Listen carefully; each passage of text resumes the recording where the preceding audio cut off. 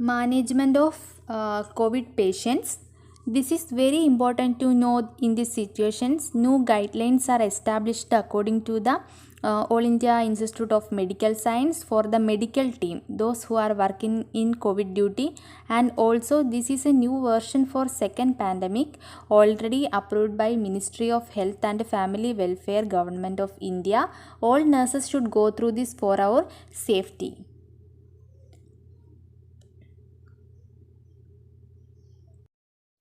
So, first COVID-19 patients, we can divide the COVID cases into three types, that is mild cases, moderate cases and severe cases. So, as a healthcare workers, how can you tell this patient is having only mild symptoms? So for that we have to ask the symptoms first. So patient is having only fever without any breathing difficulty and the patient is oxygen saturation is good. In this case we can tell this is a mild COVID case. So what will be our management for mild cases? The first and important thing is home isolation and care. So all the things we can do. First we can do social distancing. Second, we have to use mask inside the home too. Third one is we have to treat the symptoms of COVID and drink more water for hydration, take paracetamol, cough syrup and multivitamin tablet. So if you have any doubts regarding your health condition, you can contact your physician through telephone and clarify your doubt. So in this case, like mild cases, we are advising to do home isolation. In home isolation, we have to do social distancing and we have to use mask inside the home. Another thing is in our home isolation, you can monitor your temperature by yourself and oxygen saturation also by applying pulse oximeter to your fingers. So like this method, continue your home isolation. In case any difficulties like breathing problem, high grade fever or more cough and it is not decreasing and longer than 5 days, you are continuing this like you are taking analgesics and drinking more water, multivitamin, but still it's not decreasing, it is longer than 5 days. So you should inform the doctors and get immediate medical services. Don't treat by yourself. So here we finish how we will treat the mild COVID cases. Mild COVID cases we are advising to do home isolation, but in home isolation also we have to do social distancing, wear mask and take analgesics and treat the symptoms of COVID. But still if we have any doubt, we can directly contact to the doctors and clarify our doubts. Don't wait for more time, you should seek immediate medical services. So next we move on to the moderate COVID cases. So the symptoms are respiratory rate may be more than 24 breath per minute and the patient is having difficulty to breathe, and also you have to check patient oxygen level is 90 percentage or below 93. Like we are calculating moderate cases, their oxygen saturation is below 93 or below 90 on room air without oxygen. So in that cases, how we will manage the patient? First we should admit the patient into ward. So for moderate cases, we should admit the patient into ward. Then first priority is maintain oxygen level. So we have to achieve the target SpO2 is 92 to 96 percentage. So we are calculating the moderate my COVID cases saturation is below 90. So we have to achieve the target of SpO2 is 92 to 96 percentage. This is acceptable for all the COVID cases. And another thing is if the patient is had COPD or asthma, like for that patient is 88 to 92 percentage of oxygen level is acceptable. So we have to provide the oxygen mask for the patient. So moderate cases, first we have to analyze their oxygen saturation level.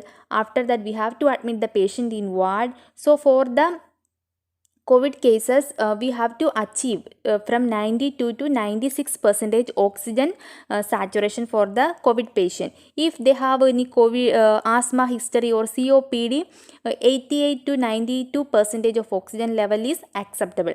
So first priority means we have to maintain oxygen saturation. For that, we should provide a oxygen mask for the patient. So next is we should give anti-inflammatory or immunomodulatory therapy for the patient. According to physician order, injection methylprednisolone or dexamethasone 1 mg per kg into 2 divided doses or same dose of dexa. If it is not there, we can give dexamethasone for 5 to 10 days.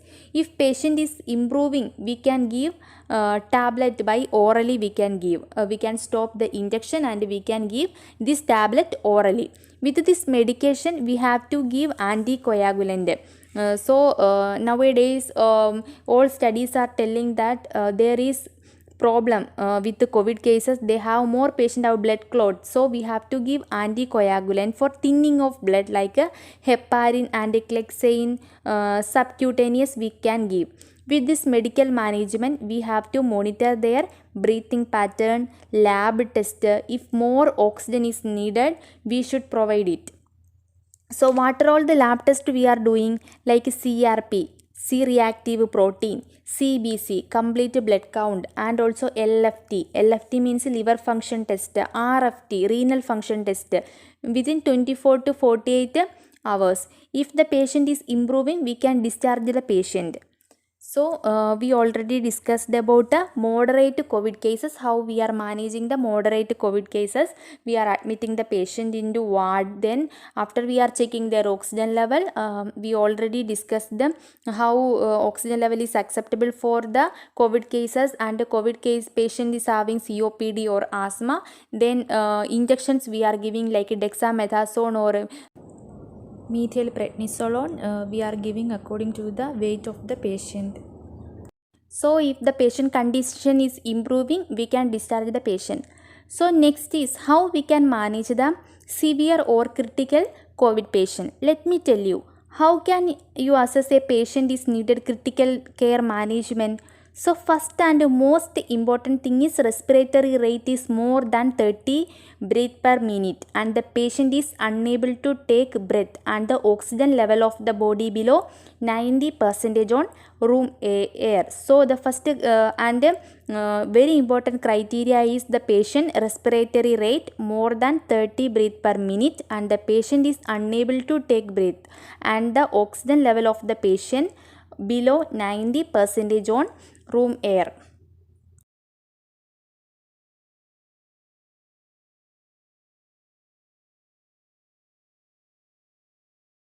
So like these cases, we should admit the patient directly into the intensive care unit or ICU. So in ICU, we can provide non-invasive ventilator for maintaining oxygen level. So if the oxygen mask will not work for this patient because of high demand of oxygen, patient cannot breathe by their self. So we can provide non-invasive ventilator through the helmet like a face mask we can provide to the patient, and we can deliver more measures of oxygen to the patient. So if it is not improving, we can ventilate the patient through invasive ventilator like a mechanical ventilation we can provide. If patient on mechanical ventilation, use conventional protocol for acute respiratory distress syndrome. And also same like before, we can give dexamethasone for 5 to 10 days, anticoagulant like heparin or clexane, and it's according to the weight of the patient. Then what are all the supportive measures for the critical care patient? Fluid management, if there is septic shock, treat patient as per existing protocol, and also we have to monitor them by chest x-ray. We have to take HRCT, then lab result like CRP, CBC, LFT, RFT. These all we should monitor in the ICU. So